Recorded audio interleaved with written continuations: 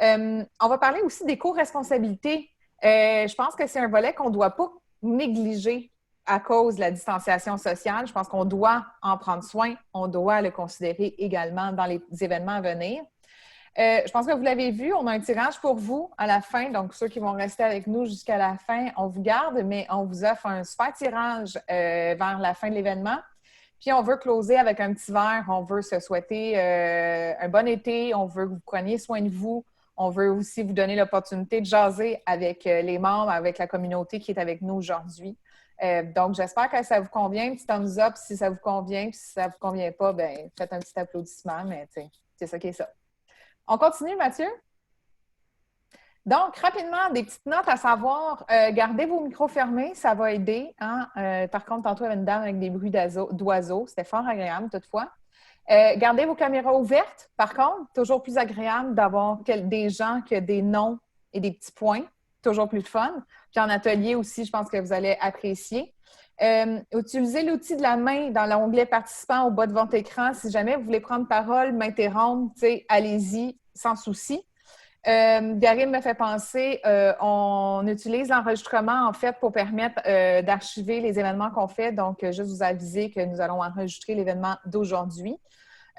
Également, truc et astuce, je ne sais pas si vous le saviez, mais le mode plein écran en haut à droite, ça fait que la plateforme est beaucoup plus grande, plus facile à écouter. Et aussi dans les View Options, juste à la gauche, vous avez un mode side-by-side. Ça vous permet d'avoir le PowerPoint et les gens côte à côte. Donc aussi, encore une façon plus facile d'écouter un événement sur Zoom. Également, aujourd'hui, on vous propose d'utiliser Slido. Si les gens le connaissent, ça va être encore plus facile, mais Slido est très facile d'utilisation. Je vais même vous partager mon écran et le tester avec vous aujourd'hui. Alors, tout le monde voit l'écran. Mathieu, si tu peux me faire un petit thumbs up. Oui, parfait. Alors, très facile d'utilisation. Comme je vous disais, le Slido, vous avez juste besoin d'aller sur votre furteur, donc votre page web préférée. Je vous propose de l'utiliser avec votre cellulaire, toujours plus facile, et d'inscrire donc le code MPI 2020. Je vois que les gens sont assez rapides d'utilisation déjà. Et puis, c'est un outil qui est fort agréable, donc je vous permets aussi de l'utiliser dans la vie si jamais vous avez besoin pour vos événements assez faciles. Vous pouvez avoir des sondages, comme on voit aujourd'hui. Donc, la question que j'ai pour vous, à quel moment est-ce que vous considérez prendre l'avion pour un prochain voyage? Moi, j'y pense, je vous le dis. Et puis, également, puis on va le voir, vous pouvez aussi aller dans le volet questions. Donc, je vous invite à écrire vos questions là-dessus, vos commentaires, vos interrogations. Puis, entre vous, vous allez pouvoir voter sur vos questions que vous aimez. Ils vont monter dans l'espèce d'échelle de questions. Ça va nous permettre de pouvoir les traquer puis y répondre au fur et à mesure. Puis peut-être qu'entre nous, on va pouvoir aussi y répondre. C'est l'avantage.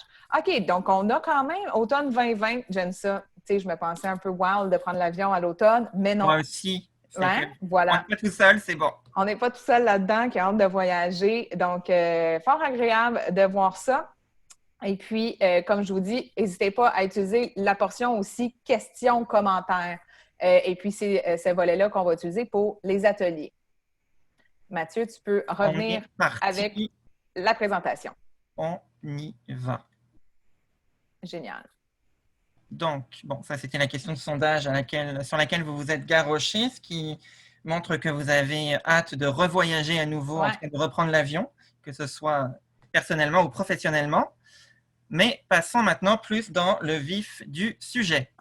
Alors là, on avait aussi envie, avant de commencer à discuter ensemble, de se mettre en perspective. La crise, comme Mathieu l'a dit en début, définitivement a eu un impact majeur sur notre industrie. Hein? En 24 heures, je ne sais pas pour vous, mais tous nos contrats ont été annulés, cancellés. On pensait reporter, mais là, c'est doublement reporté. Ça finit plus de se reporter. Et ça fait quand même juste 3 mois. Tu sais, ça va tellement vite et encore là, ça va encore plus vite où on n'a pas d'espèce de gabarit de quand ça va finir. On ne sait pas quand ça va finir. Puis je pense que c'est ça qui nous angoisse le plus. Puis c'est ça qui est tellement insécurisant. C'est le timeline qui n'est pas clair. Puis nous qui faisons de l'événementiel, on est très structurés, on est des gens d'objectifs, on est des gens qui vivent sous pression. Et puis là, on avait juste comme plus de pression parce qu'on ne savait pas où on s'en allait et quand est-ce que ça allait revenir. Donc, Mais il faut garder en perspective que tout ça va rapidement parce que déjà, on a eu la nouvelle qu'à partir du 22 juin, donc, on va avoir l'autorisation de faire des événements de rassemblement de 50 personnes et moins, avec une panoplie de restrictions, mais déjà, on voit un avancement. Déjà, on voit un premier souffle, une première lueur d'espoir, là, si je peux dire. Donc, si au bout de 3 mois, on vit ça, je pense qu'on a quand même un espoir là, que notre objectif de refaire des événements rapidement se maintienne. Est-ce que ça a fait plaisir, ça, aux gens, un petit thumbs up? Avez-vous comme eu espoir que ça se passe, là, notre vie d'événement? Très bien. Moi aussi, là, j'ai eu comme espoir pendant 2 secondes que j'allais pouvoir faire un événement. On peut continuer, Mathieu. On a envie de vous partager 2-3 outils super agréables que vous allez avoir toutes les informations, comme je vous dis, après l'événement, mais de Venetian et IMEX Group ont fait, et ça se retrouve sur le site de MPI Global, un sondage à savoir quand est-ce que les gens anticipaient de faire des meetings face à face. Et ce que je trouve super intéressant là-dedans, c'est que ça sort à tous les 2 jours. Donc, à tous les 2 jours, on a des nouvelles données. Et puis là, on peut comparer dans le temps. Donc, voilà un mois, qu'est-ce que ça disait? Et là, en date d'aujourd'hui, qu'est-ce que ça dit? On peut voir un peu l'évolution de qu'est-ce que les gens pensent, où est-ce qu'on se situe, on est rendu où dans cette réflexion-là? Parce qu'une chose aussi qu'il ne faut pas oublier, c'est qu'on veut bien organiser des événements, mais si on n'a pas de participants, ça ne servira pas à grand-chose. Donc, il faut aussi avoir cette mesure-là de quand est-ce que les gens sont prêts à participer à des événements. Prochain outil, Mathieu. Un autre petit outil qui est, je pense, un bon complément à ce que Stéphanie vient de vous présenter, qui est celui-ci issu du Event Manager Blog et qui est mis à jour régulièrement en fonction des nouvelles données mondiales qui apparaissent sur le virus, que ce soit sa régression ou sa progression, etc. Et l'idée, c'est de mapper un peu quand est-ce qu'on va avoir un comeback des événements et quel est le niveau de risque de accueillir ou d'organiser un événement en fonction du temps. Donc, c'est un outil qui est mis à jour assez régulièrement et donc qui nous permet de voir que le risque est élevé jusqu'en septembre 2020 puis commence à être un peu plus modéré en octobre-décembre 2020 quand la pandémie a commencé, que la première fois que j'ai vu ce graphique-là, c'était modéré, je pense seulement en janvier-mars 2021. Donc, il y a comme une progression qui s'est faite en 3 mois et il y avait unlikely, mettons, également jusqu'en janvier-mars 2021. Donc, on voit quand même une certaine évolution. Donc, voici un autre outil qui pourrait vous être utile afin d'évaluer le risque. Alors, on aura un petit sondage pour vous maintenant à vous lancer. On vous tient actif. Je vous le dis tout de suite, vous allez être très actif là, dans l'événement. On ne va pas s'endormir ici. Le sondage, il va s'ouvrir tout de suite sur votre écran. Fait qu'on vous invite à répondre à la question: à quel moment planifiez-vous votre prochain événement présentiel ou hybride? On va vous laisser quelques secondes pour voter. Oh, on a du septembre-octobre, quand même. Du septembre-octobre, quand même, oui. Wow, je suis intéressée. 6, je suis intéressée. Oui, j'ai envie d'en savoir plus. Ouais, moi aussi. Je trouve ça très excitant, moi. Je laisse encore mettons, à 5 secondes pour que vous puissiez participer. C'est vrai que les gens ne voient pas comme nous les résultats arriver. Non, mais on est excités, mais... on est excités de vous les montrer, en tout cas. OK. 76% d'entre vous ont voté, sachant que les co-animateurs, les co-hosts ne peuvent pas voter. On ne vote pas, on est juste excités. On va vous partager les résultats. On est à 37% pour septembre-octobre, 26% en novembre ou décembre, 11% janvier 2021. Je suis intéressée à main levée. Il y a une petite fonction avec un petit pouce en l'air. Qui font des événements en septembre-octobre? Oh, wow! OK, très intéressant. Très intéressant d'en connaître plus sur l'envergure qu'ont ces événements-là. J'imagine que vous ne faites pas des congrès de 1000 personnes, on va se le dire. Virtuellement seulement, Monica, moi aussi, je t'assure, je suis dans le virtuel 100%. bien déçue de ça. Mais tu sais, c'est mieux que rien. Mais on pourra continuer la conversation. Mariage, 50 personnes. Ah, OK. OK, je vois le genre. Parfait. Ben, golf en septembre. Quand même, très intéressant. On Un vous premier invite à groupe continuer social à de 18 documenter personnes Encore, on vous invite à continuer à documenter dans dans le, le chat. dans On va le les lire. chat Tu peux continuer, sur Mathieu. ça. Parfait. Fait que je vais arrêter de partager les résultats et continuons. Alors là, en fait, on veut justement engager un peu la conversation avec vous et voir un peu tous les volets qui vont être à réfléchir. Parce que c'est sûr que les événements du futur, là, qu'on dit, mais tu sais, les événements à venir, il y a quand même plusieurs éléments qu'on va devoir prendre en considération nécessairement. À court terme, la distanciation sociale, bien entendu. Et puis, je pense que ça va être vraiment un mode d'adaptation. Je pense qu'on va être en temps continu en train de s'adapter aux nouvelles normes, aux nouvelles mesures, aux nouvelles demandes, au niveau d'angoisse aussi de nos clients, au niveau d'angoisse des participants également. Donc, il va falloir tout le temps être un peu en mode adaptation. Je pense qu'un des avantages qu'on a, c'est ça qu'on fait dans la vie, s'adapter.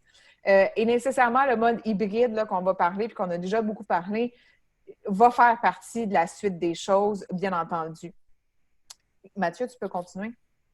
Encore une fois, là, on a quelques guides et outils à vous proposer, à vous partager. Alliance touristique a sorti un vraiment long guide d'une 50aine de pages avec plein d'outils pour vous aider, des checklists à faire à différents départements, des contrats de signature d'entente avec clients, partenaires, comme quoi ils ont lu les normes sanitaires, qui ont lu les règles qu'il sera mis sur pied lors des événements. Donc, ça vous permet de ne pas partir à zéro. Ça vous permet de ne pas avoir à tout construire de par vous-même.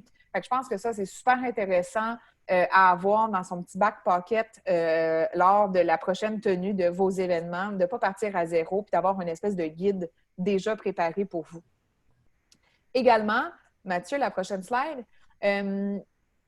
FM20 ont sorti le Meet Safe Direction. Ce n'est pas les seuls, il y en a plusieurs qui ont sorti quelque chose de similaire, mais je pense encore une fois que c'est quelque chose qui peut être très utile à avoir comme référence. Puis, tu sais, juste des fois, un point de départ dans notre réflexion de qu'est-ce qu'il va falloir que je prenne en compte. Tu sais, par exemple, ici, ce qu'on vous a mis, c'est un nouveau plan, là. Le plan avant et le nouveau plan, moi, j'avais réfléchi à la distanciation sociale, bien entendu, mais je n'avais pas réfléchi au parcours des gens. Un peu comme quand on va au métro. Là, les gens ne pourront pas tous se croiser l'un et l'autre. Alors là, il faut réfléchir au parcours dans les salles, dans les corridors, dans les entrées d'hôtels, sorties.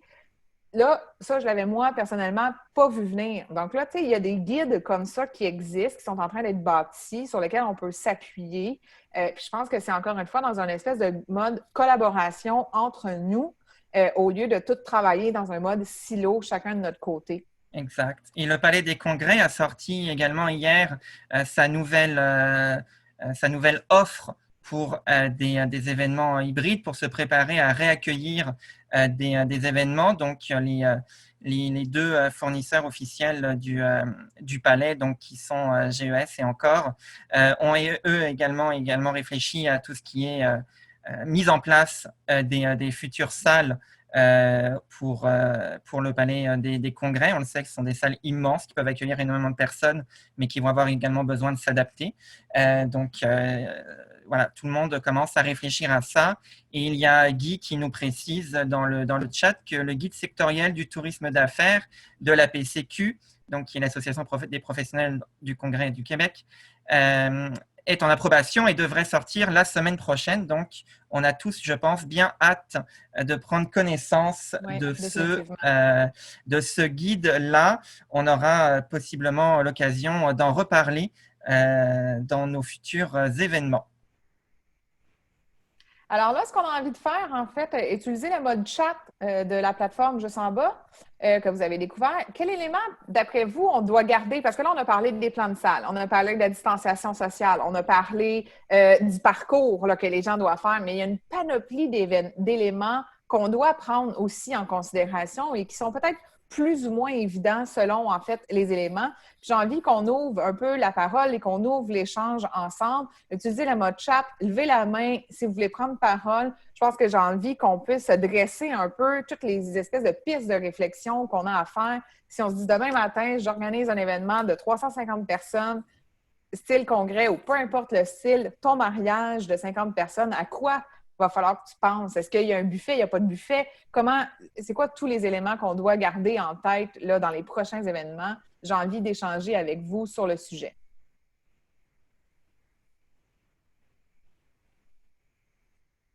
Ah. Je peux commencer? Vas-y, Guy. Écoute, nous, on est en train même de placer nos salles parce qu'on a un premier événement de 18 personnes. C'est pas un gros nombre. Tout de même. C'est très social et on est obligé de placer nos salles en fonction les événements vont être aussi à la dernière minute parce que là, j'ai des demandes, ça déboule. On peut-tu faire ci, on peut-tu faire ça? Naturellement, on ne peut pas faire de buffet.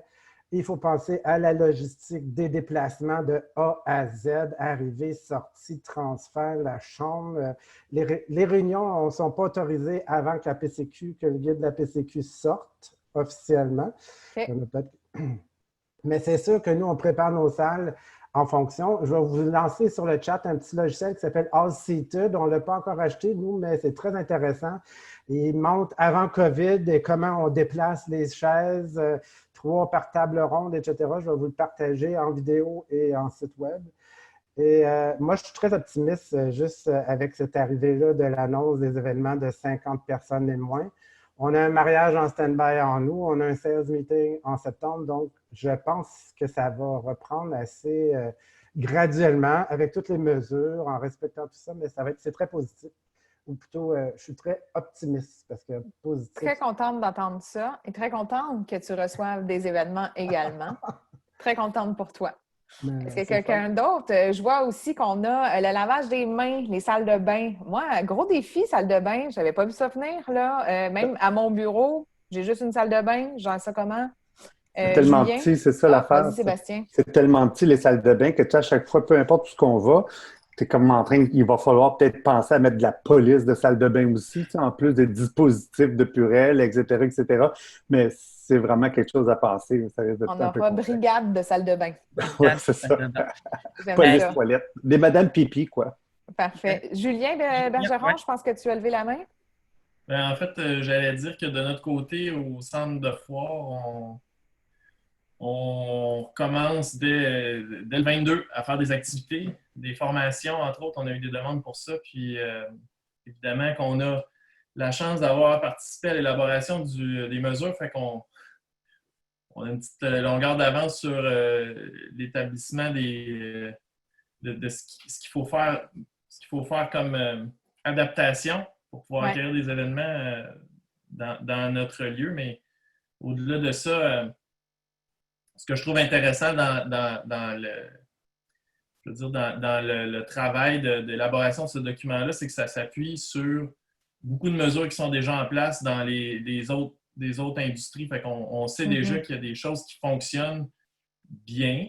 Je vais dire ça en guillemets, là, vu le contexte. Fait qu'on n'essaie pas de réinventer la roue au niveau des exigences. Puis, on sent déjà là, avec l'annonce de cette semaine qu'il y a des assouplissements qui vont déjà se refléter dans ce qui va être rendu public dès la semaine prochaine. Donc, à moyen terme, si on se projette dans le temps à l'automne, forte chance que certaines exigences qui vont être rendues publiques la semaine prochaine vont tomber dans les semaines qui suivront. Ça va permettre aux organisateurs, évidemment, ça va leur faciliter grandement la tâche. Ça donne un coup de pouce dans l'organisation des futurs événements. Quand on parle de police de la toilette, les discussions qu'on a avec les instances puis l'écho qu'on entend, c'est beaucoup de la responsabilisation individuelle. Puis ça, c'est essentiel. C'est-à-dire, ce dont les autorités s'attendent, c'est que les lieux, les fournisseurs puis les organisateurs considèrent les enjeux puis fassent les efforts qu'ils ont à faire, évidemment, dans un contexte qui est celui-ci, mais il y a une responsabilité de l'usager puis on ne fera pas la job à sa place. Fait que si on prend une toilette, disons, il y a de la signalisation à l'entrée, puis il y a de la signalisation à l'intérieur, mais il n'y a pas de police. On n'est pas obligé de mettre quelqu'un dans la toilette. On s'attend à ce que les gens utilisent leur jugement pour s'auto-réguler. Ça va être la même chose dans bien d'autres espaces. Puis je voyais plutôt un point par rapport à l'alimentaire. Dans un premier temps, les buffets vont être interdits, mais rapidement, puisque dans les restaurants buffets, il y a une autorisation. Rapidement, dans les mesures qui vont nous être incombées, on va voir cette interdiction-là se lever dans assez court temps. Parfait. Merci beaucoup, Julien. Sébastien, je crois que tu as levé la main, puis après, on va continuer notre événement. Vas-y, Sébastien. Oui, en fait, moi, je pensais, naturellement, M. Arruda qui dit que pour lui, il y aura une deuxième vague. Veut pas, c'est quelque chose qu'il faut prévoir aussi dans nos événements à venir, dans le sens que malheureusement, pour les fournisseurs, je pense à Guy au lac Carling, mais au centre de foire, etc., je pense qu'il va vraiment falloir avoir une ouverture et une vigilance, autant des planners que des fournisseurs, pour qu'il y ait des clauses aussi au contrat pour dire, bon, effectivement, comment on s'adapte à tout ça, parce que c'est encore, tu sais, c'est pas fini, réglé, bâton, on n'en parle plus. Tu sais, je pense qu'il faut... C'est encore très instable. Oui, il faut rester encore très, très vigilant par rapport à ça. Puis ça va demander d'être encore, comme tu disais tout à l'heure, rester à être en adaptation tout le temps, tu sais, rester flexible. Parfait. Merci, Sébastien. Et puis, un peu dans la même veine, et puis Guy, je reviens à toi tout de suite après. Le Palais des Congrès a sorti un programme Progrès, en fait, qui nous permet aussi de justement prendre en considération tous les éléments qu'on vient de se partager, que ce soit les règles sanitaires, que ce soit les menus, la restauration. Et puis, oui, je suis d'accord qu'il y a un volet qui n'était pas là-dedans, mais tout ce qui est clauses et contrats, je pense qu'il va y avoir une flexibilité à avoir et une vigilance aussi, surtout à avoir dans les contrats et les clauses qu'on va signer à court terme pour se protéger nos clients. Puis aussi que pour les partenaires, là, pour qu'un hôtel puis que les fournisseurs aussi soient protégés, on ne veut pas mettre personne à la rue. Fait que je pense que c'est très important d'être vigilant à ce niveau-là. Puis on a approché Guy, en fait, pour qu'il nous partage des expériences justement de l'hôtel où est-ce qu'ils ont commencé à mettre en place tout ça. Guy, je sais que tu as commencé à nous en parler, mais je ne sais pas si tu veux finir un peu sur le sujet. Tu es sur mute, par contre. Oui, parfait. Écoute, moi, je pense que j'essaie toujours de simplifier les affaires en règle de 3. Fait que, tu sais, on organise un événement, on a toujours un cahier de charge, c'est avec le deadline. Je pense qu'il faut le diviser en 3. Les mesures d'hygiène, c'est quoi les mesures par rapport au virus, là, lavage de mains, tout ça, est-ce qu'on a les déplacements, tout ça doit être relié à COVID, virus, la mesure. Et puis après ça, le design des meetings, y a-t-il de l'hybride, il n'y a pas de l'hybride, c'est un petit présentiel, etc. Votre design, où est-ce quand on le design dans un échéancier, bien, il faut le designer aussi il faut inclure ça dans le design. Puis après ça, bien, toute la logistique là, avec les coordonnateurs, les gens sur le terrain. Puis cette règle de 3-là, ça se divise encore en 3. Si on va, il y a hybride, on peut descendre jusqu'en bas. Là, je revenais sur la clause des contrats de Sébastien. Effectivement, et c'est fou, il va falloir mettre des clauses de contrat partout. Prévoir des augmentations parce que la nourriture augmente. Hein? Je ne sais pas si vous l'avez remarqué au supermarché, donc c'est la même chose. Il va falloir, même les contrats qu'on a prévus pour l'an prochain, il va falloir dire, bien là, ce que vous avez choisi comme menu, qu'on essaie de vous faire au même prix, il va peut-être falloir descendre d'un service ou d'un choix de repas où on prend une augmentation. Donc, il y a plein de détails. Moi, j'attends bien gros le guide de la PCQ parce que c'est le formel qui va nous sécuriser et nous encadrer. Mais en attendant, on fonctionne un peu comme ça. On a décidé de monter nos salles déjà en fonction. Donc, on a mis le boardroom dans la salle moyenne, la salle moyenne dans la grande et la grande dans la très, très grande, pour pouvoir être prêt. Parce que je suis certain que les gens, ils vont aussi se décider très vite, là, tu sais. Déjà, lundi, on a eu plein de téléphones juste après l'annonce. Tu sais, hey, on peut-tu faire ci? Là, on peut faire ça. Puis nous, on a l'Ontario, en plus, juste à côté, parce qu'on est à 20 minutes de Hawkesbury, donc il faut suivre tout le monde. Il faut falloir être vigilant sur les contrats, vigilant dans le design de vos meetings, vigilant dans la logistique et toujours garder un tronc commun de se laver les mains. Tu sais, la température, on ne prend plus la température des employés, nous, à l'hôtel. C'est plus obligatoire. Donc, tu sais, on est déjà rendu à une autre étape. Tu sais, les avions, c'est encore obligatoire, mais tu sais, ça va être très complexe. Il va falloir que tout le monde réfléchisse à son événement quasiment 2 fois. Tu sais, quand on dit on se tourne la langue 3 fois avant de parler, bien, la même chose, il faut réviser notre événement, quasiment le passer à quelqu'un à côté qui revise ton événement. Moi, je vais réviser le tien pour pas oublier certaines affaires comme on a mentionné là, dans le chat. Mais effectivement, tout ça, merci Guy, et tout ça va très vite. Tout évolue très rapidement. Tout se module aussi très rapidement. Fait que je pense que c'est le mot, c'est d'être vigilant avec ce qui s'en vient. Puis j'ai envie de penser à la prochaine étape, Mathieu, et on a envie de vous envoyer en petit atelier. Puis je pense que Garim, là, c'est toi qui gères ça. On va faire des ateliers de 7 minutes pour garder un temps sympathique et le fun et très agréable. Fait que ce qu'on a envie, c'est de vous mettre en petit groupe pour continuer la conversation sur c'est quoi les difficultés, échanger, parler de justement, c'est quoi les défis qu'il va y avoir à rencontrer. Si vous avez envie de parler de close, parlez de close, ça me fait plaisir. Échangez entre vous, partagez-vous des bonnes pratiques. Puis si vous êtes en mesure, assignez-vous un host qui va juste garder un œil sur le temps et aussi nous envoyer des notes de vos discussions sur Slido. À la fin de l'événement, comme je vous disais, on va vous partager le PowerPoint et les key takeaways de ce qu'on s'est partagé aussi pour que tout le monde ait vraiment un bel outil Rebonjour à tout le monde. Donc, je pense que tranquillement, tout le monde revient en mode plénière. Je vois qu'on a eu quand même quelques partages en fait sur ce Slido. Je trouve ça très intéressant. Je pense que ça va nous permettre de rassembler toutes les idées à la fin. Tout le monde est là, si je ne m'abuse, Garim? Oui. Parfait, merci. Super.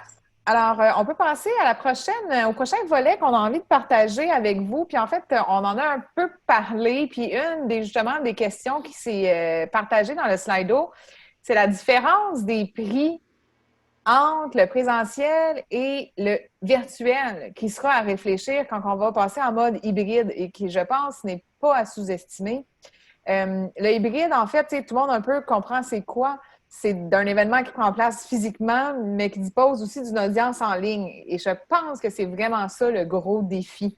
Ça va être d'équilibrer l'espèce de portée qu'on doit faire pour les gens qui sont en présentiel dans notre salle et les gens qui sont en virtuel.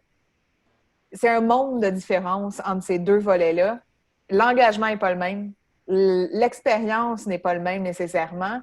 Mais il faut voir ça aussi comme une opportunité. Il y a une opportunité de portée impressionnante. Des événements juste en présentiel vont, disons par exemple, accueillir 300 personnes et en hybride, on peut aller jusqu'à 500, 600, 1000, il n'y a pas de limite. Donc, il y a comme un avantage face à ça, mais il faut quand même être super conscient du défi qui se présente à nous. Et Mathieu, tu peux passer à la prochaine. S'il te plaît. J'avais envie de vous partager ça. J'ai reçu ça cette semaine. C'est le Meeting Design Institute qui ont fait une analyse. En fait, là, c'est de base, là, on s'entend, mais ça nous permet de visuellement comprendre l'engagement. Et ce que je veux vous partager par rapport à ça, quelqu'un qui est on-site dans un live va avoir un niveau d'engagement hyper élevé, va être actif, va être attentif également. Mais quelqu'un qui est devant son ordi, tout seul, puis là, le conférencier dit aux gens dans la salle, attrapez le catchbox, par exemple, le niveau d'engagement il est vraiment moins là. Je ne me sens pas impliquée, je ne me sens pas pris en charge. On dirait que ce n'est pas à moi qu'on parle. Donc, il va y avoir vraiment un gros défi par rapport à ça. Et c'est un peu ça qu'on a envie de discuter avec vous dans les prochaines minutes. Mathieu, tu peux continuer. On a également, durant le GMID, une analyse, un sondage qui a été fait et quand même 77% des gens mentionnaient que les expériences virtuelles vont avoir un impact important sur les événements à venir. Le Palais des Congrès aussi a sorti un programme concernant leurs événements hybrides. C'est vraiment une donnée qui va être à garder en tête prochainement. Les gens ont vu l'opportunité derrière ça, l'opportunité derrière le virtuel. Ça a toujours fait partie, je pense, de notre domaine. Je pense qu'on a toujours su qu'on pouvait faire ça, mais je ne suis pas sûre qu'on avait autant expérimenté qu'à ce jour. Mais là, il faut le prendre en considération et analyser les défis qui viennent avec ça. Et dans les défis, il y a bien sûr tout ce qui concerne la gestion des participants, la gestion des salles, etc. Donc là, vous voyez deux exemples qui sont issus du MidSafe Guidelines, qui permettent qui démontrent en gros comment on pourrait penser le côté hybride des événements en ayant tantôt soit l'animateur dans une salle qui est filmé et qui est retransmis dans différentes salles qui respectent la distanciation sociale, et également dans d'autres salles, un autre exemple ici. Mais l'idée, c'est que ce soit vous qui puissiez en discuter ensemble. Donc, je laisse Stéphanie vous expliquer le principe du prochain atelier. Le prochain atelier, encore une fois, on va y aller, on est funky, là, Garim. Au lieu de, on a fait quoi, 8 minutes, on va faire 9 pour le fun. Parler d'hybride, parler d'engagement, parler de trucs et astuces au niveau de l'engagement. Comment on peut faire pour que nos gens qui sont en mode virtuel versus les gens qui sont en mode dans la salle physique puissent avoir quelque chose de similaire. Comment on peut connecter ces deux groupes de personnes-là qui sont physiquement dans des environnements complètement différents. Fait qu'essayez de partager des idées par rapport à ça, des solutions que vous avez vues, que vous avez déjà réfléchies, puis n'hésitez pas à nous les partager sur le Slido afin qu'on puisse ramener tout ça dans un key takeaway après. On se revoit dans 9. Oui, merci Karim. Alors, j'espère que vous avez profité de votre atelier pour échanger autour du côté hybride des événements. Stéphanie, est-ce qu'il y a des choses qui ressortent un peu dans le Slido? Je pense qu'il y avait quelque chose en termes de notre responsabilité en cas d'une autre éclosion. Oui, il y a un fait intéressant, exact, comme tu dis, qui est sorti. En fait, c'est quoi notre responsabilité en tant que lieu ou organisateur suite à un événement, s'il y a une éclosion? Je pense que c'est comme un fait, une donnée qui est quand même intéressante puis que j'ai envie de garder en tête puis d'explorer puis peut-être vous partager dans un prochain événement des informations, des clauses par rapport à ça. Je trouve que c'est quand même intéressant. Sinon, j'ai vu aussi par rapport aux événements hybrides de créer peut-être des co-animations un peu différentes par rapport au présentiel ou hybride, un peu ludique, le fun, stimuler l'auditoire. Sinon, des performances aussi pour les participants qui sont sur place et en mode hybride aussi, de toujours avoir, en fait, ce que j'en vois, là, c'est de toujours avoir une réflexion pour les deux mondes, de ne pas oublier l'un ou l'autre, puis de l'adapter en conséquence. C'est ce que je retiens. Super. Fait que n'hésitez pas à continuer à échanger, soit dans Slido, soit continuer à donner vos idées dans la fenêtre de clavardage. Bon, maintenant qu'on a parlé de côté hybride, d'adaptation des salles,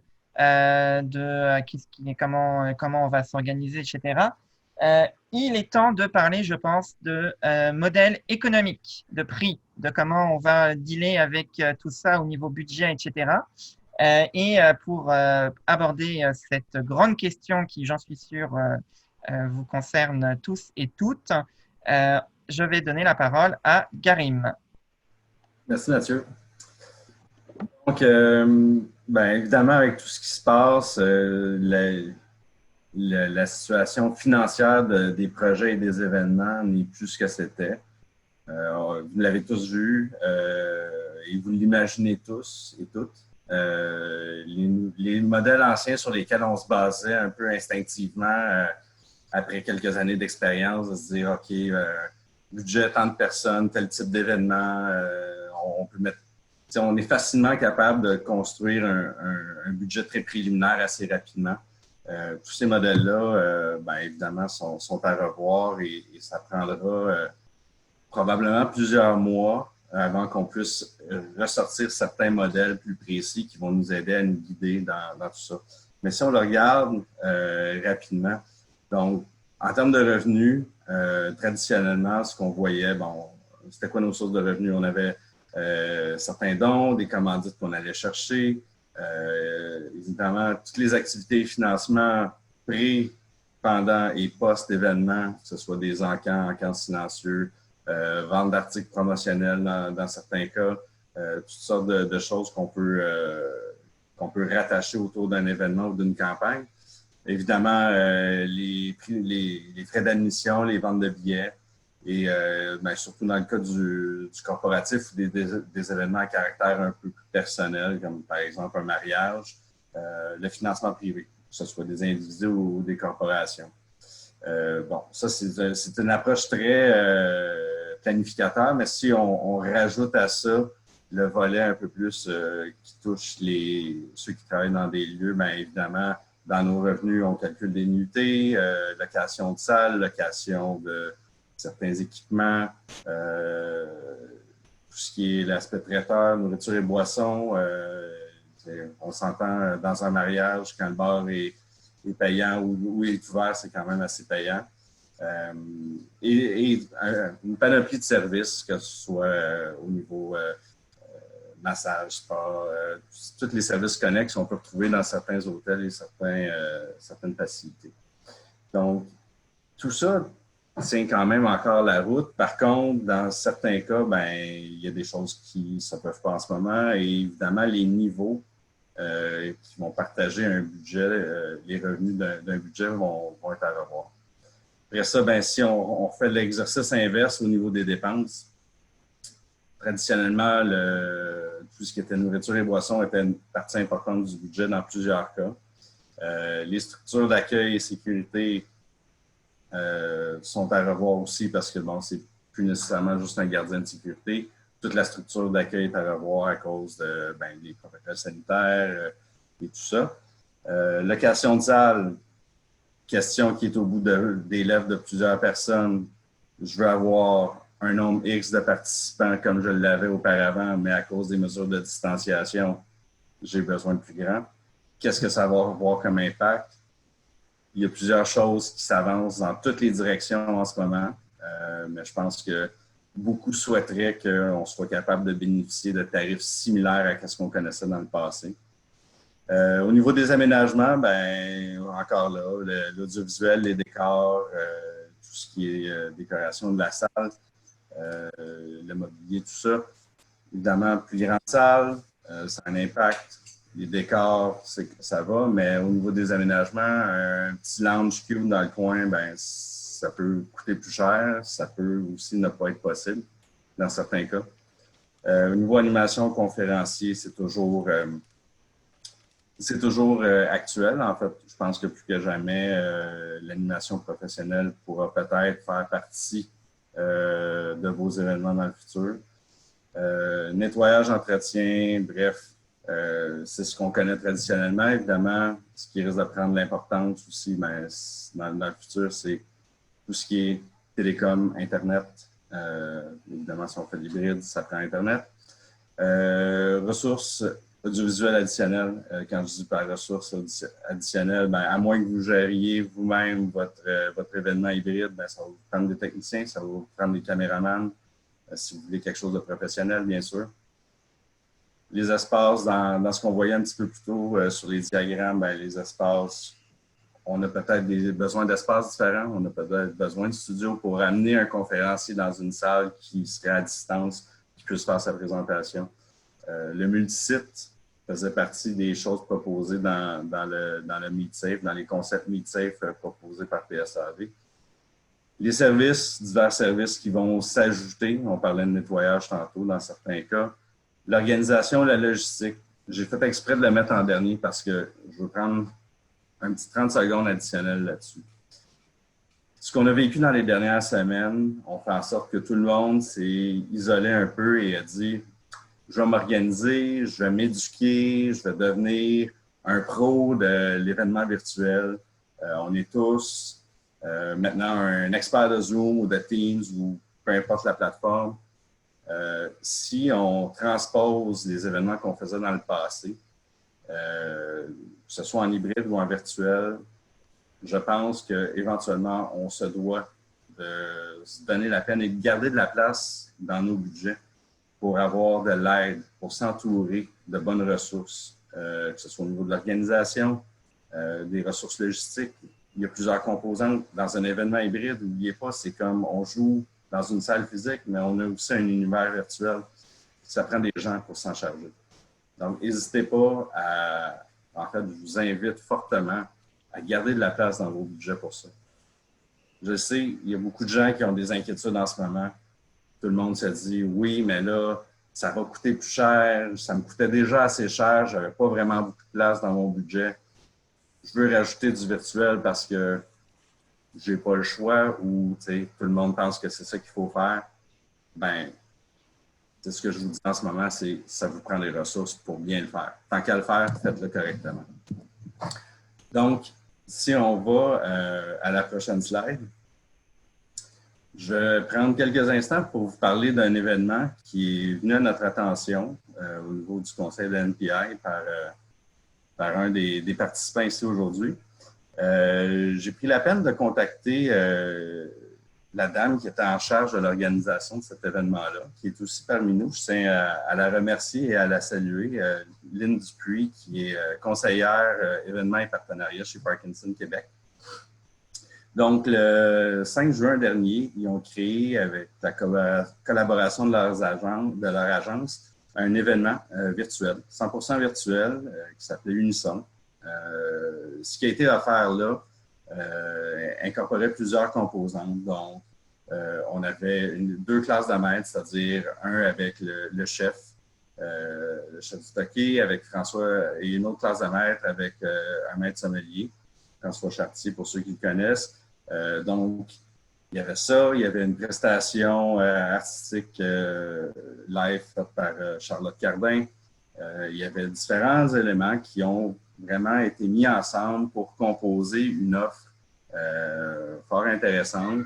Et si on passe à la prochaine slide, ce qu'on peut voir, c'est que dans le screenshot en bon français, la capture d'écran que vous avez à votre droite, vous voyez qu'il y avait 3 forfaits. Donc, concert seulement, classe de maître et le forfait VIP, où est-ce que là, c'était la totale. Donc, non seulement on se faisait livrer les vins et les plats proposés par les 2 maîtres qui faisaient leur classe de maître, mais on avait vraiment toute l'expérience disponible, livrée à sa porte et tout et tout. Évidemment, on s'entend, ça demande un effort logistique. Donc, ce que les organisateurs ont décidé de faire, c'est de limiter ces forfaits-là, qui étaient quand même assez chers, à un nombre de 50. Et, de ce qu'on dit, les 50 ont été pris assez rapidement. Quelques statistiques intéressantes. Dans le passé, cet événement-là, en salle, on parlait d'un coût direct d'à peu près 125-130 000 $ pour accueillir à peu près 350 personnes. C'était quand même un bon budget.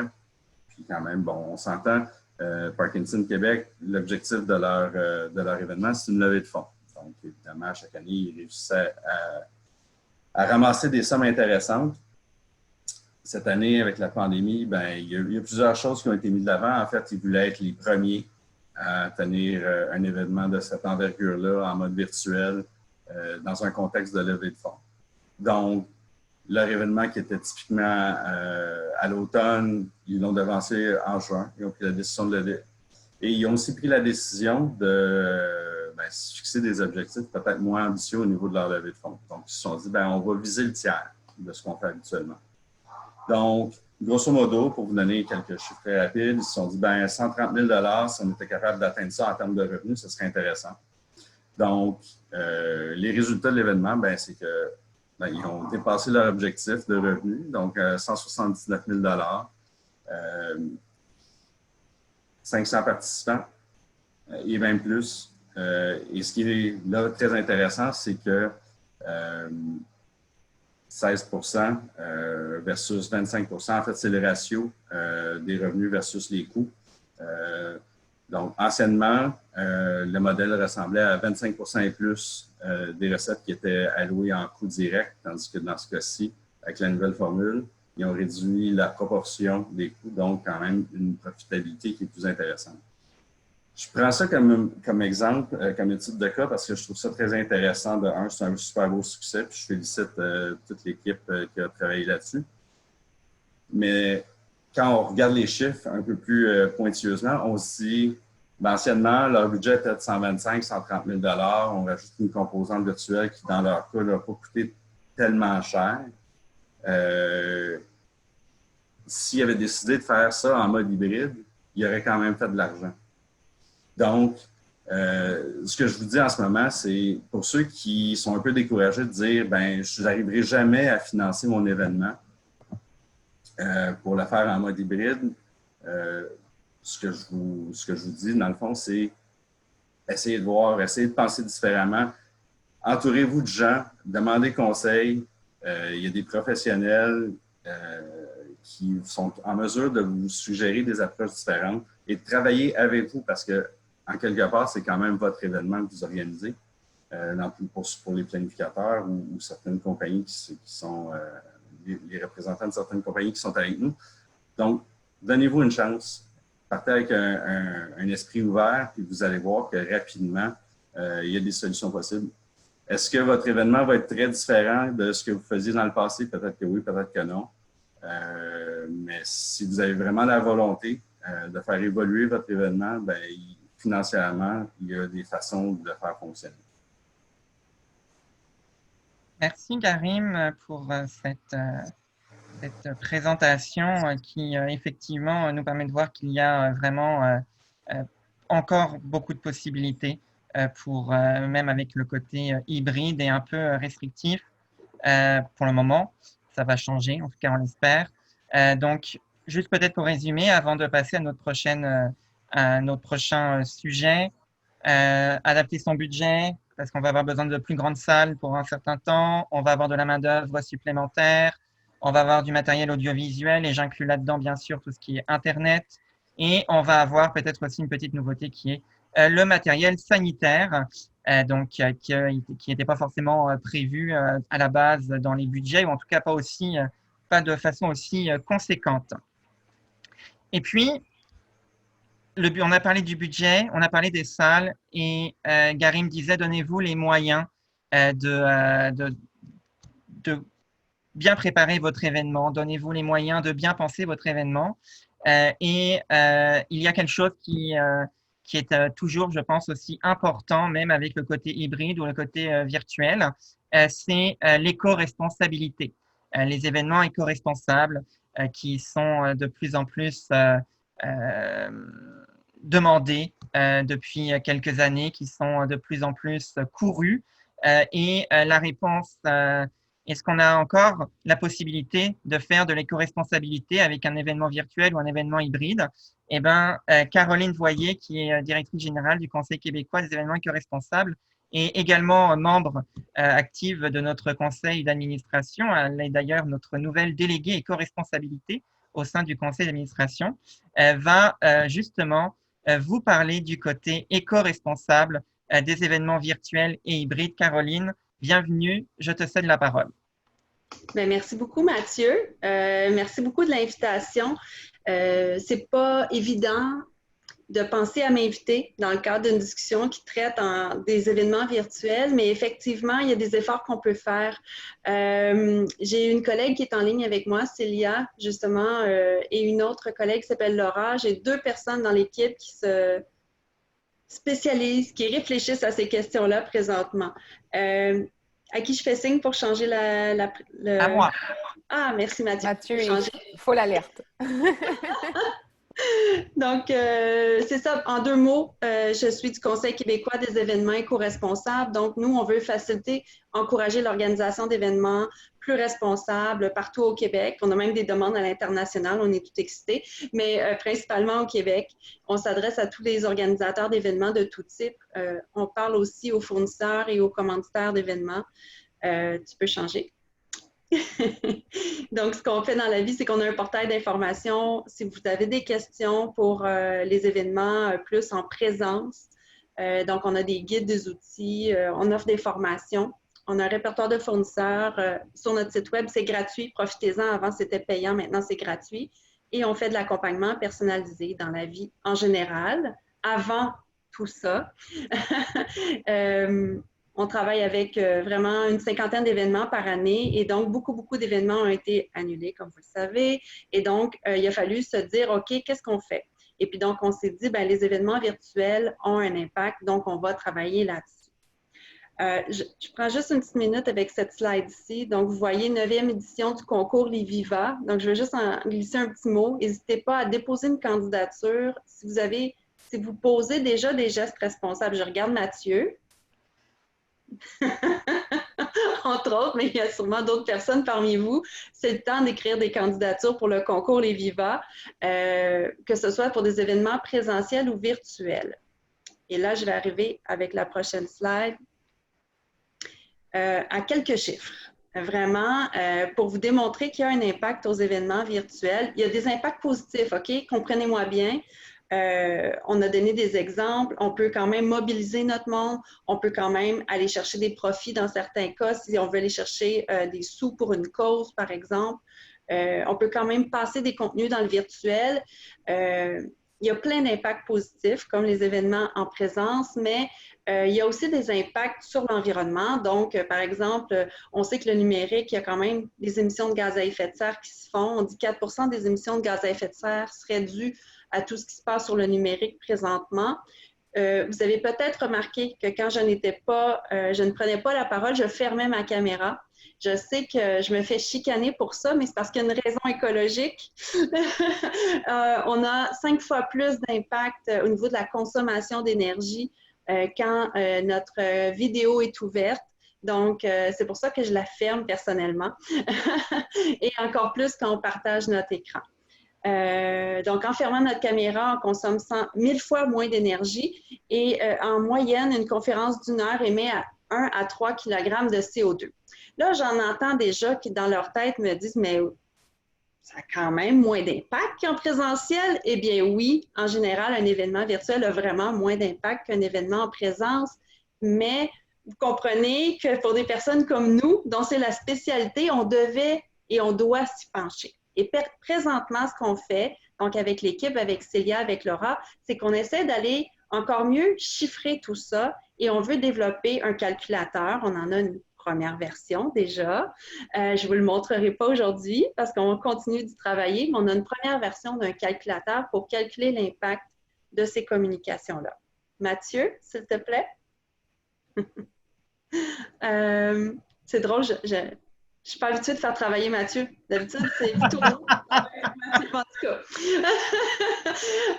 Donc, dans plusieurs de vos cas, peut-être, on a déjà réfléchi à réduire l'impact écologique de nos événements en présence. Donc, pourquoi pas réfléchir à l'impact de nos événements virtuels?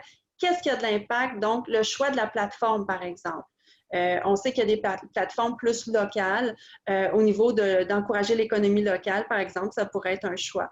Il y a des plateformes aussi qui sont hébergées sur différents serveurs qui peuvent soit être sur de l'hydroélectricité ou du charbon ou du nucléaire. Donc, ça, c'est une autre considération que nous, on est en train de documenter. Le temps de connexion, le nombre de participants, caméra ouverte, fermée. Est-ce qu'on écoute la conférence sur notre téléphone ou sur notre ordinateur? Ça va faire qu'on consomme plus ou moins d'énergie.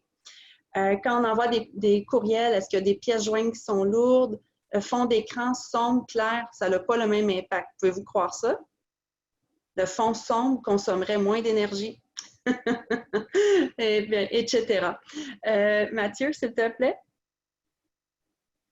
Donc, en quelques mots, qu'est-ce que, pour les événements physiques, on m'a posé la question aussi, hein? Les nouveaux événements physiques dans la nouvelle réalité, quels seront les gestes qu'on pourra mettre en œuvre et qu'est-ce qu'on pourra plus faire. Pour l'instant, c'est sûr qu'on n'a pas les règles comme tout le monde, comme Guy en parlait tout à l'heure. On a hâte de voir quelles vont être les nouvelles règles concrètement. Pour l'instant, on a eu les règles pour le domaine du cinéma, par exemple. Dans les tournages télé-cinéma, on connaît les règles et on se rend compte que la plupart des choix éco-responsables qu'on faisait peuvent être maintenus. Donc ça, c'est la bonne nouvelle pour moi. Côté nourriture, c'est sûr que tout ce qui est vrac, comme on en parlait, les buffets, il va vraiment falloir réfléchir à ça pour trouver des nouvelles façons de faire. Les cartes de visite, peut-être que ça va être plus ou moins fini. Hein? Sinon, dans les ajustements qu'on propose au niveau des gels pour les mains, s'il vous plaît, essayez d'éviter les gels avec du triclosan. Je sais que c'est un mot difficile, là, puis j'arrive à la fin de la rencontre avec ça. Mais le triclosan, c'est un perturbateur endocrinien. Vous ne voulez pas nuire à la santé de vos participants, donc c'est une considération à avoir. Peut-être inciter le transport actif plutôt que le transport en commun. Ça peut être une préoccupation qu'on peut avoir dans certains types d'événements, pas tous vos événements. Il y aura peut-être, oui, de l'installation de vitres, si c'est possible, en verre recyclé. Et puis, comme petit cadeau, évidemment, peut-être que le masque avec logo sera de mise si on fait des cadeaux, mais c'est sûr que pour ceux qui me connaissent, vous savez que je préfère pas de cadeaux, mais bon, si vous devez faire des cadeaux, le masque avec petit logo pourrait être de mise. Je pense que c'est déjà terminé pour cette partie. Je voudrais juste terminer en disant, écoutez, les gens qui me connaissent le savent, vous pouvez communiquer avec moi n'importe quand, écrit, téléphone. Ça va me faire plaisir de vous partager des petits trucs, de vous mettre peut-être en lien avec des gens qui ont des rôles comparables aux vôtres dans d'autres organisations puis qui ont fait des événements éco-responsables. On se prend pour un carrefour de partage d'informations puis c'est ce qu'on essaie de faire. Donc, merci beaucoup de l'invitation aujourd'hui. Merci beaucoup, Caroline, pour cette présentation et ce survol de ce qui va continuer d'être possible de faire. Je pense que ça rassure certaines personnes ici que l'éco-responsabilité va pouvoir continuer malgré la distanciation sociale, malgré l'augmentation des besoins en audiovisuel, etc. Il y a toujours des solutions. Et vous pouvez compter sur le chapitre pour rester à l'affût de ces évolutions-là et vous tenir au courant dans les prochaines semaines et les prochains mois et vous nourrir encore plus sur cet aspect-là, en plus des autres aspects. On arrive presque à la fin de notre session. Partez pas tout de suite. Il reste encore quelques petites slides. En résumé, aujourd'hui, on a vu beaucoup de choses. On a vu énormément beaucoup d'interventions, beaucoup de partages. On a jeté ça et là quelques mots qu'on a envie de vous partager et qu'on aura envie de, je pense, tous retenir aujourd'hui. C'est la collaboration, le partage de bonnes pratiques, le fait de briser les silos entre entreprises et partenaires. C'est peut-être un des apprentissages et un des bénéfices qu'on pourra retirer de cette crise. C'est stimuler les échanges, c'est provoquer également des échanges, c'est utiliser l'expertise de tous les acteurs de l'industrie. On a tous des expertises différentes qui, je pense, se complètent extrêmement bien. Et tout ça, finalement, je pense que ça va nous permettre une chose, c'est de s'adapter et de continuer à exercer notre métier avec passion auprès de nos clients. Fait que Stéphanie? Ben oui, je reprends la parole. Merci. Merci à tous. Et puis, comme Mathieu l'a dit, restez encore quelques instants. On a un tirage pour vous, là, tel qu'annoncé en début. Mais j'ai envie de vous demander d'utiliser une dernière fois Slido pour nous inscrire en quelques mots. Qu'est-ce que vous retenez de l'événement d'aujourd'hui? Vous repartez avec quoi? C'est quoi les mots, les échanges qui vous ont permis là, de partir en réflexion? Puis qui va nous permettre de compléter notre key takeaway, notre résumé d'événements qu'on va pouvoir vous partager.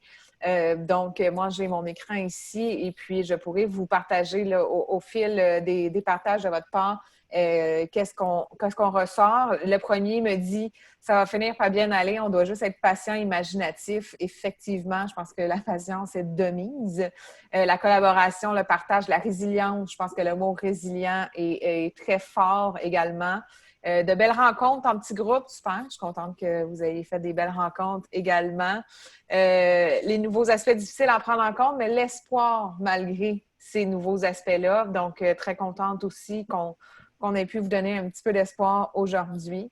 Optimisme et vigilance, très bien. Donc, je vais continuer, mais Mathieu, tu peux peut-être passer au suivant. On veut remercier encore une fois nos partenaires. Je voulais à nouveau remercier nos partenaires.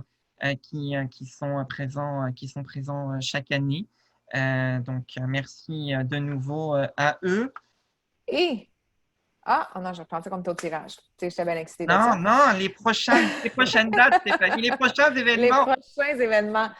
On va vous revenir avec des plus forts ensemble. Donc, un mode discussion, un mode partage. On veut savoir comment vous allez durant l'été. Donc, en mode estival, en bikini sur le bord de la piscine si vous êtes bien wild. On fait ça le 15 juillet et le 5 août prochain. Donc, venez nous voir, connectez-vous. Ça va être gratuit, ces 2 événements-là. Donc, profitez-en. On veut savoir comment vous allez, c'est quoi l'évolution qui se passe dans vos organisations, qu'est-ce que vous voyez, avez-vous des nouvelles inquiétudes qu'on pourrait vous nourrir. Donc, n'hésitez pas à nous écrire aussi MPI au chapitre ou que ce soit sur Info ou que ce soit sur LinkedIn. N'hésitez pas à nous écrire sur les différents réseaux, puis nous, on pourra préparer ces rencontres-là en conséquence de ce qui vous intéresse. Tu peux passer au suivant, je pense. Je suis bien divertie par tout ce qui se passe. C'est le tirage. L'heure du tirage. L'heure du tirage. Je pense que je suis plus excitée que vous. Je ne sais pas pour vous. Moi, je suis vraiment excitée. Puis un petit verre. Alors, si ça vous tente de prendre un petit verre, c'est le temps. Hein? Un petit jeudi? On est mercredi. Mais c'est pas grave. On est mercredi, mais c'est pas grave. Mercredi, c'est le fun pareil. Voilà, c'est ça. Et puis, on va faire... Ben, c'est ça. On va faire 2 tirages ce soir, début de soirée. Un pour les membres qui sont avec nous, un renouvellement gratuit quand même, pas négligé. Et aussi un membership d'1 an pour les non-membres qui sont avec nous aujourd'hui. Parfait. C'est parti pour le tirage du membership d'1 an. Janine Marois. Oh, félicitations, Janine Marois. Bravo. Tu es prête pour les membres? Non? Attention, j'y vais. On aurait dû avoir un petit roulement de tambour. Tout. Mais tiens, sur ça, je prends une petite gorgée pour vous. Et donc, le gagnant est, ou la gagnante? Ben, c'est selon. Hélène Mazoyer. Je pense que c'est tout, hein, pour nous. Oui. C'est tout pour nous. Alors, je vous dis merci beaucoup de votre participation. Merci d'avoir été avec nous. Merci aussi d'avoir été si impliqués dans les derniers événements les plus forts ensemble, ceux qui ont été présents dans les dernières semaines. C'est le fun de voir qu'on a une communauté aussi généreuse qui veut bien partager ses connaissances, son knowledge avec tout le monde. Et puis, Mathieu, c'était quelque chose à dire. Sinon, moi, j'ai envie de vous dire chin. Si vous voulez rester jaser avec nous un petit peu, je pense que tu as tout dit, Stéphanie. Merci à toi pour la co-animation de cette session. Un grand plaisir. Restez à l'affût parce que tôt ou tard, on va rendre public notre programmation 2020-2021.